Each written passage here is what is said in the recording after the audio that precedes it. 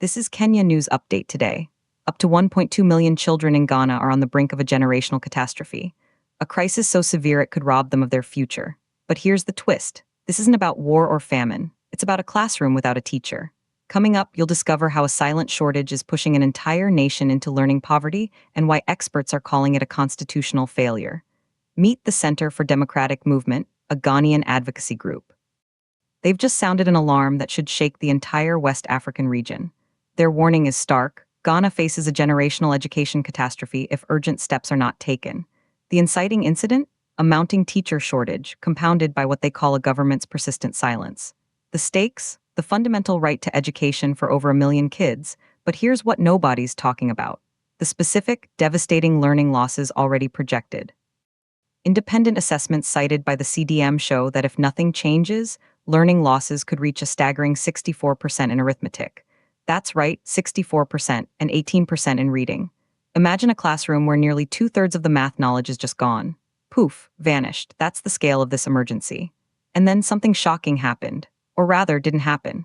Following the reading of the 2026 budget, there was no clear recruitment timeline. Zero transparency. This lack of a plan has created what the group describes as anxiety among unemployed trained teachers and desperate parents alike. These are qualified professionals, ready to work, and children eager to learn, but a system failing to connect them. Here's the part that will blow your mind.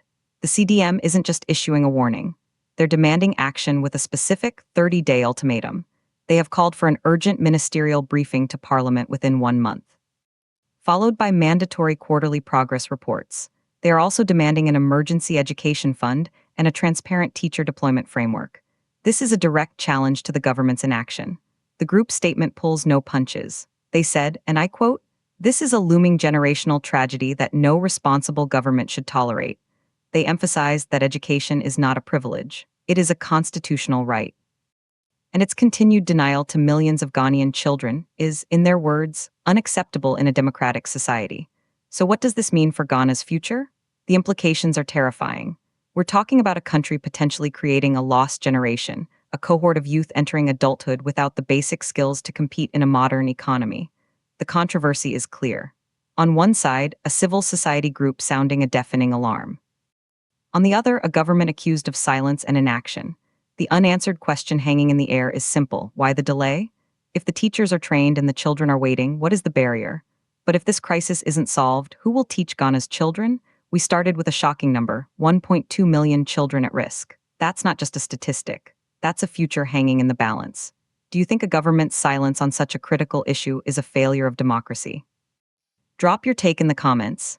Subscribe to Kenya News Update today for more breaking news from across Africa.